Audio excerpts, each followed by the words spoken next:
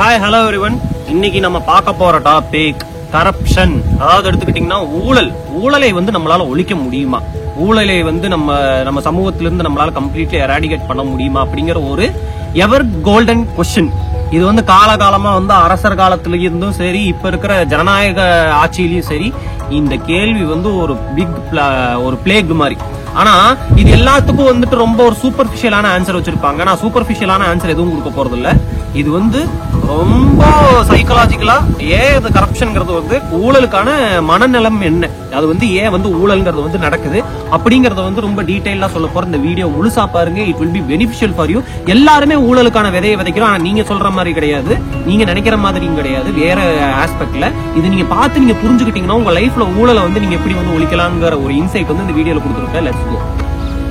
ஊழலை ஒழிக்க வேண்டும் என்ற அன்பர்களுக்கு நீங்கள் புரிந்து கொள்ள வேண்டிய ஒரு விஷயம் என்னவென்றால், ஊழலை நீங்க நினைச்ச மாதிரி ஒழிக்க முடியாது. ஏன்னா ஊழலோட அடிப்படை அஸ்திவார வேற எங்க இருக்குன்னா சர்வைவல் பேஸ்ட் மைண்ட் செட். அதாவது எடுத்துக்கிட்டோம்னா இந்த தியரியில நீங்க கேள்விப்பட்டிருக்கீங்க, எது பலமானதோ அதுவே பிழைக்கும், சர்வைவல் ஆஃப் த ஃபிட்டஸ்ட். இந்த தியரி தான் வந்து நிறைய ப்ராப்ளமுக்கு வந்து அஸ்திவாரம். ஏன்னா எடுத்துக்கிட்டீங்கன்னா சர்வைவல் அப்படிங்கிற ஒரு விஷயத்திலேயே நீங்க வந்து ஸ்டக் ஆயிருந்தீங்கன்னா நீங்க கரப்ஷனுக்கு விதைப்பீர்கள். ஏன்னா ஒரு உதாரணத்துக்கு சொல்றேன்னு வைங்களேன், இப்போ ஒரு அரசியல்வாதி 100 கோடி வந்து சம்பாரிச்சதுக்கு அப்புறமும் அரசியல் கரியர்ல மேல ஏன் அவனுக்கு பணம் சேர்த்தணும்னு நினைக்கிறான்.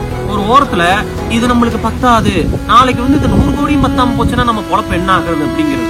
அப்ப அவனுக்கும் பாத்தீங்கன்னா அந்த சர்வைவல் த்ரெட் அது இருக்குது ஒரு லெவல்ல. அந்த அரசியல்வாதிக்கும் வந்துட்டு அந்த சர்வைவல்ங்கிற அந்த ஒரு த்ரெட் இருக்கு. அப்போ ஒரு சாதாரண மனுஷனுக்கு அரசியல்வாதிக்கு என்ன வித்தியாசம்? மைண்ட் செட் ஒன்றும் பெரிய டிஃபரன்ஸ் இல்லையே.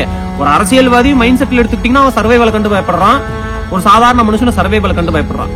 அப்போ சர்வைவல் அதாவது பிழைப்பை கண்டு பயப்படுவனுக்கு தான் வந்துட்டு இந்த ஊழல் வந்து இருக்கும். அப்போ எல்லாரும் வந்து பிழைப்பை நோக்கி ஓடிதானே ஆகணும். நீ என்ன பிழைப்பை கண்டு பயப்படக்கூடாது அப்படின்னு நீ சொல்றாங்க. பிழைப்புக்காக ஓடுறதுங்கிறது வேற, பிழைப்புக்காக பயப்படுறதுங்கிறது வேற. இது ரெண்டுக்கும் இருக்கக்கூடிய வித்தியாசத்தை நீங்க புரிஞ்சுக்கணும். கரெக்டுங்களா? இப்போ பிழைப்புங்கிறது வாழ்க்கையோட ஒரு அங்கம் தான், நான் அதை மாற்றுக்கிறதே இல்லைன்னு நான் சொல்ல. Survival is an important element of life. அது மாற்றுக்கிறதே கிடையாது. சர்வைவல் வாழ்க்கையில் ஒரு மிகப்பெரிய அங்கம். ஆனா என்னுடைய கேள்வி என்னன்னா, சர்வைவல் மட்டும்தான் வாழ்க்கையோட அங்கமா? வளர்ச்சிங்கிறது என்ன? வளர்ச்சி வாழ்க்கையில ஒரு மிக இம்பார்ட்டன்ட் எலமெண்ட் இல்ல. இப்போ நம்ம சயின்ஸ்ல என்ன பேசுறோம், எவல்யூஷன் பத்தி பேசுறோம். எவல்யூஷன்ங்கிறது என்ன? வளர்ச்சி, பரிணாமம். ஒரு மனிதனுக்கு பரிணாமம்ங்கிறது முக்கியம் இல்ல.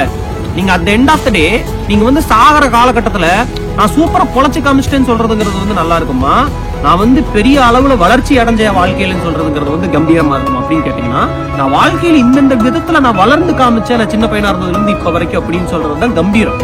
இப்போ அப்துல் கலாமே ஒரு எக்ஸாம்பிள் எடுத்துப்போம். அப்துல் கலாம் வந்து மத்தவங்கள மாதிரி வந்து ஒரு நார்மலான கரியர் எடுத்து பொழைச்சு காமிச்சிருக்கலாம். ஆனா அப்படி பொழைச்சு காமிக்கிறது சாமர்த்தியமா, இல்ல வந்து ஒரு நார்மலான குடும்பத்திலிருந்து பிறந்து ஒரு பிரசிடென்டா நான் வந்து செத்தேங்கிறது சொல்றது வந்து கம்பீரமா?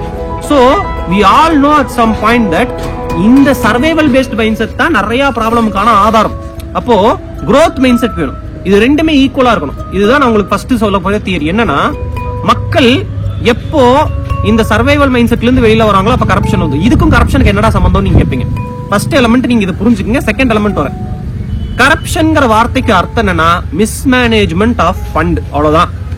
உங்களுக்கு இருக்கக்கூடிய கையளிக்கப்பட்ட பணத்தை, அது வந்து எந்த இதா வேணா இருக்கட்டும் சோர்ஸ், அது வந்து நீங்க சாதாரண மக்களா இருந்தாலும் சரி, ஒரு அரசு அதிகாரியா இருந்தாலும் சரி, உங்களுக்கு இருக்கக்கூடிய பணத்தை நீங்க மிஸ்மேனேஜ் பண்ணீங்கன்னா அது கரப்ஷன் தான். அந்த மிஸ்மேனேஜ்மெண்ட்ங்கிறது என்ன?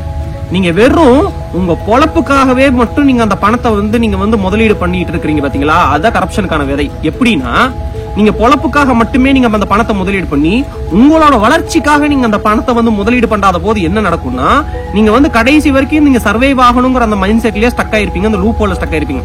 ராட் ரேஸ்ங்கிற வார்த்தையை கேள்விப்பட்டிருப்பீங்க, கரெக்டா? இந்த ராட் ரேஸ் தான் உங்களை என்ன பண்ணும்னா, உங்களை மேல மேல மேல மேல ஊழல்ங்கிற இந்த விஷயத்துல சிக்க வச்சிருக்கும்.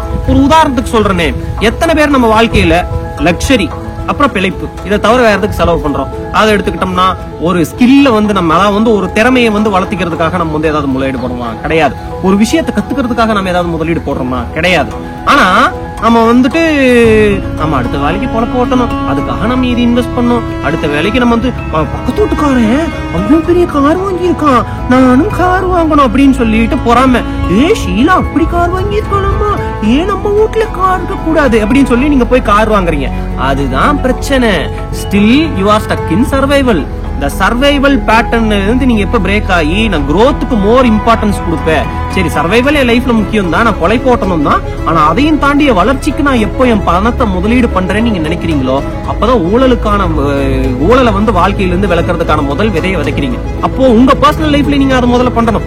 நான் வந்துட்டு ஒரு மாசத்துல வந்து ஒரு 1000 ரூபாய், நான் 20,000 ரூபாய் சம்பளம் வரேன், ஒரு 1000 ரூபாய் நான் புத்தகத்தை படிக்கிறதுக்காக செலவு பண்ண போறேன், ஒரு 1000 ரூபாய் நான் எக்ஸசைசஸ்க்காக நான் செலவு பண்ண போறேன். இந்த மாதிரி எத்தனை பேர் யோசிக்கிறோம்? 10% ஜனத்தொகை தான் யோசிக்கிறோம். ஒரு அதிகபட்சம் போனா 20%. நான் இது மட்டும் தான் சொல்ல, நீங்க புக் படிக்கிறது மட்டும் இதுன்ட்டு உங்களுக்கு ஏது வந்து உங்க லைஃப்ல வந்து growthக்காக மட்டும் கொடுக்குமோ அதுக்காக மட்டும் போக்கஸ் தான் நீங்க ஒரு பார்ட் ஆஃப் யுவர் எக்கானமி நீங்க செலவு பண்ணி ஆகணும் பர் மந்த். இதை நீங்க ஊழலை வந்து ஜெயிக்கிறதுக்காக முதல்ல விதைக்கக்கூடிய இதுக்கு ஊழலுக்கு என்ன சம்பந்தம் கேட்பீங்க ஃபர்ஸ்ட். இப்போ இதை வந்து நீங்க அரசியல் லெவல்ல பாருங்க. இப்போ மக்களுக்கு தான் பர்சனல் லைஃப்ல உழைப்பு மட்டும் தேடி போயிட்டே இருக்கணும், நான் வந்து வளர்ச்சி ஆகிறதுக்காக வந்து நான் என் முதலீடு வந்து நான் வாழ்க்கையில எதுலயுமே நான் முதலீடு செய்ய மாட்டேன்னு நினைக்கும் போது அரசியல்வாதி மட்டும் எப்படி வந்து வேற மாதிரி யோசிப்பான்? உங்களை மாதிரி தானே உங்க தலைவனும் இருப்பா. உங்க தலைவன் வந்துட்டு நான் வந்து ஊழல் செய்யக்கூடாதுன்னு நீங்க எதிர்பார்க்கறீங்கன்னா அப்ப நீங்க வளர்ச்சியை நோக்குனா வந்து அந்த மைண்ட் செட்டை வந்து நீங்க வச்சிருந்தீங்கன்னா தான் என் ஸ்கில்ல வளர்த்திக்கிறதுக்கு, நாலேஜை வளர்த்திக்கிறதுக்கு, என்னோட திறமையை வளர்த்திக்கிறதுக்கு, இதுக்கு எல்லாத்துக்கும் வந்து நான் வந்து என் பொருளாதார முதலீடு வந்து போடுவேன். அப்படிங்கிற போதுதான் உங்க திறமை, அதுக்கப்புறம் எடுத்துக்கிட்டீங்கன்னா இதர வளர்ச்சிக்கான விஷயங்களுக்கு நீங்க முதலீடு போடும் போதுதான் நீங்க மேலும் மேலும் வளருவீங்க. அப்பதான் நீங்க பிழைப்ப நோக்கி போக மாட்டீங்க. ஐயோ அடுத்த வேலை சோத்துக்கு என்ன பண்றது, அடுத்த வேலை சோத்துக்கு என்ன பண்றது. இப்ப ஒண்ணும் கிடையாது. ஒரு உதாரணத்துக்கு சொல்றேன், நீங்க உங்க பணத்தை எடுத்து நீங்க வந்துட்டு மந்த்லி நிறைய நாலேஜுக்காகவும் நிறைய ஸ்கில்லுக்காகவும் நிறைய திறமையை வளர்த்திக்கிறதுக்காக நீங்க முதலீடு பண்றீங்கன்னா காலப்போக்குல அந்த ஸ்கில், அந்த திறமை, அதுக்கப்புறம் அந்த நாலேஜ், இதர் அதர் திங்ஸ், உங்க ஹெல்த்துக்காக நீங்க இன்வெஸ்ட் பண்ணது எல்லாமே உங்களுக்கு பன்மடங்கு வேற விதத்துல பணத்தை வந்து சம்பாதிக்கிறதுக்கான ஒரு மார்க்கமா மாறும். நாளைக்கு நீங்க பிழைப்பை பத்தி பயப்பட வேண்டியதில்லை, கவலைப்பட வேண்டியதில்லை. ஓ சர்வைவல் வந்து த்ரெட்டன் ஆகுமா, சர்வைவலுக்கு வந்து பிரச்சனை வருமானா வராது. இதுதான் வந்துட்டு ஊழலை வந்து ஜெயிக்கிறதுக்கான வழி. இது எப்படி ஊழலுக்கு வந்து வித்துடும்னா, நீங்க எப்ப வந்துட்டு உண்மையால வந்து உங்க லைஃப்ல வந்து கரெக்டான விஷயத்துக்கு மணி இன்வெஸ்ட் பண்ணணுங்கிற மைண்ட் செட்டை நீங்க வளர்த்துறீங்களோ அப்போதான் அரசியல்வாதிக்கும் அதே மைண்ட் செட் வரும். அண்டத்தில் இருக்குது பிண்டத்தில் இருக்கும், பிண்டத்தில் இருக்கிறது அண்டத்தில் இருக்கும்பாங்க. அப்போ மக்களாகிய நாம நம்மளோட மேனேஜ்மெண்ட் ஃபண்ட்ஸ் வந்துட்டுனா சமநிலை, பிழைப்புக்காக கரெக்டான அளவு, என் வளர்ச்சிக்காக கரெக்டான அளவு நான் வந்து எப்போ வந்து என் ஃபண்டை ஒதுக்குறேன் அப்படிங்கிற ஒரு மைண்ட் செட்டை நீங்க ஃபாலோ பண்றீங்களோ அப்பதான் அது வந்து நம்மளோட ஆட்சி செய்யறவங்களுக்கு வரும். அதாவது எடுத்துக்கிட்டோம்னா உண்மையால வந்து மக்களோடைய வந்து வளர்ச்சிக்காக வந்து முதலீடு பண்ணி மக்கள் வளரணும் அப்படிங்கிற லெவல்ல ஒரு ஆட்சியாளரும் வந்து யோசிச்சா அந்த ஃபண்டை வந்து இது பண்ணுவாங்க. இப்ப ஆட்சியாளர் வந்துட்டு தான் வந்து பொழைக்கணும் அப்படின்னு வந்து நினைக்கிறான்னா நீங்க அப்படி நினைக்கிறதுனாலதான் உங்க ஆட்சியாளரும் அப்படி இருக்கிறாங்க.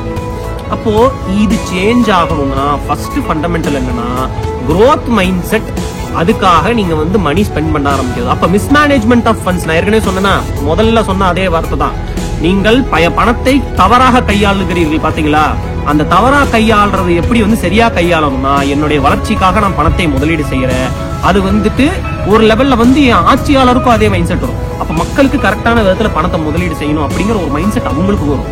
உங்களுக்கே அந்த மைண்ட் செட் இல்லாத உங்க ஆட்சியாளருக்கே அந்த மைண்ட் செட் இருக்கணும் அப்படிங்கிற ஒரு கேள்வியோட நான் விடை பெறுகிறேன். நல்ல ஞாபகத்துல வச்சுக்கோங்க, வாழ்க்கையில எல்லாமே சம்பந்தா, லா ஆஃப் பேலன்ஸ் தான்.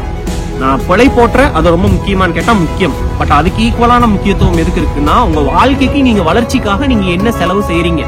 அடுத்த காலகட்டத்துல உங்க வளர்ச்சிக்கு நீங்க வளரணும், நீங்க காலகாலத்துக்கு வளர்றதுக்கான நீங்க முதலீடு என்ன செய்யறீங்க. இது நிறைய பேர் செய்யறதே இல்ல, பொல போட்டுறதுக்காக மட்டும்தான் நீங்க வந்து இன்வெஸ்ட் பண்ணிட்டு இருக்கீங்க.